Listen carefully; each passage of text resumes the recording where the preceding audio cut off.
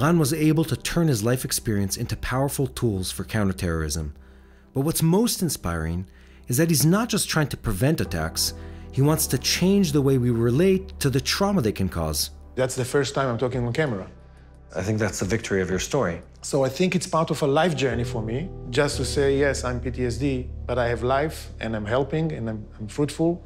And I think that's some kind of a breeze that I hope will reach up to people.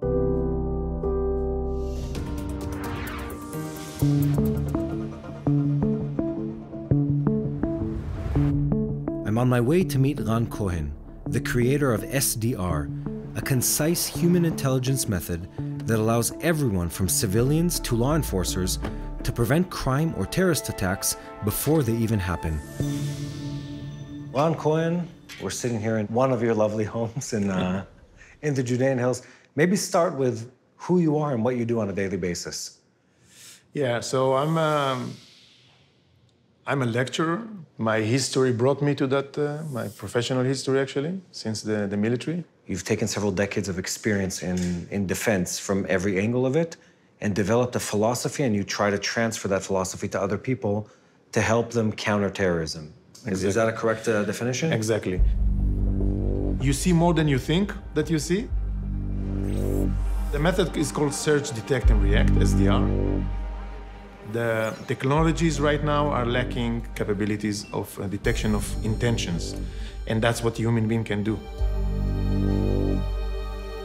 If you do that the right way, following the protocols, you can detect malicious intentions, and then it's another ballgame. You're saying, what, with your eyes, you look at someone else, and you can detect their intentions, and then pull out the negative ones, the malicious ones? Yeah.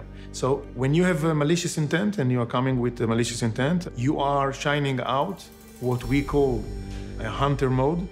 And that means that you have a chemical change in your behavior. Is this subconscious? All of these subconscious. things? We are looking for the subconscious indicators. What are you looking for in his eyes that would set him apart as a predator or as a hunter, in your words? I want to look at muscle tension, shoulders, hands, the palms, and the way he walks. Does he walk from point A to point B? Does he know? 99% of population knows where they're heading.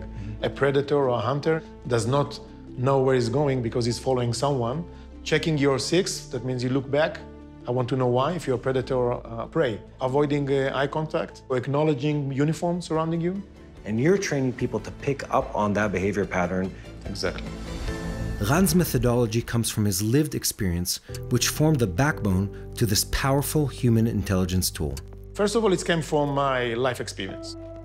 I suffered from PTSD, from the harsh experiences. I was a combat medic in the IDF. Out of this stressful situation, I developed tools, training, and a method that can help police officers, law enforcement, agencies, and civilians to try to avoid them to be in my stressful situations, part of immunity or resilient. My motivation is coming from my experience with fear, with panic, losing control over my muscle, losing sleep. Who can admit 19 years old that he's afraid from the dark?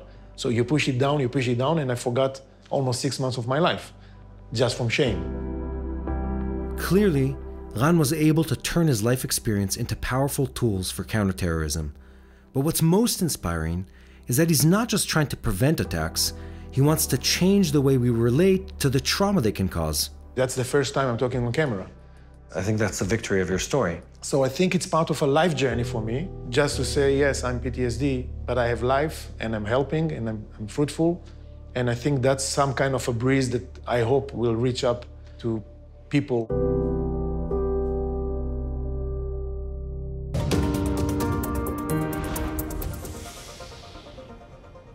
Shalom from Jerusalem. Today we have a great honor having with us Dr. Nir Boms. Dr. Nir Boms is a specialist on the Middle East.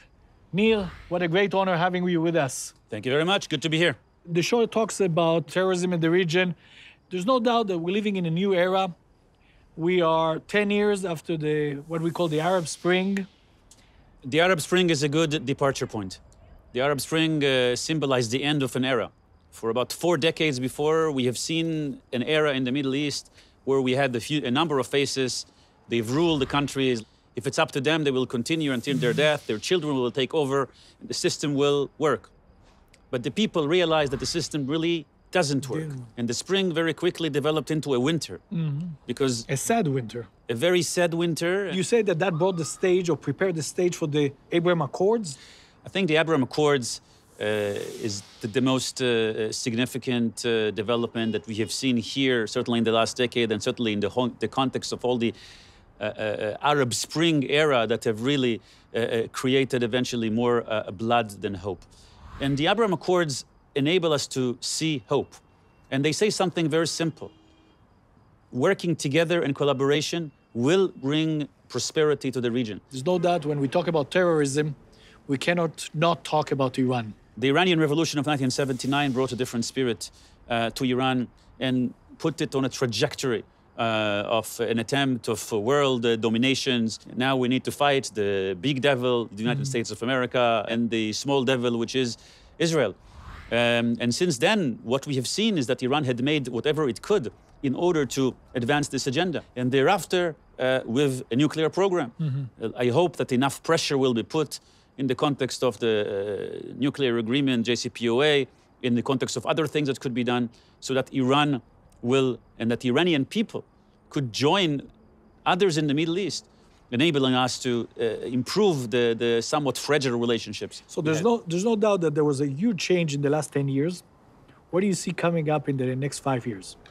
I think in the next 5 years, we will see a certain consolidation of the two camps in the Middle East. One is the camp of Renaissance, the camps that includes the Abraham Accords and the circle of countries that believe in stability.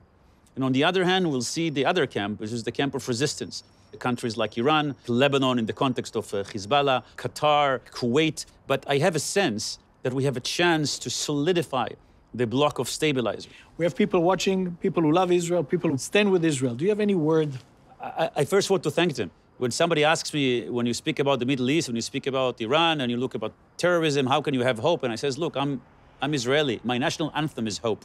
And I think part of the hope comes from the prayers that we pray here in Jerusalem and the prayers that so many of you offer to us. Thank you very, very much. It was very insightful.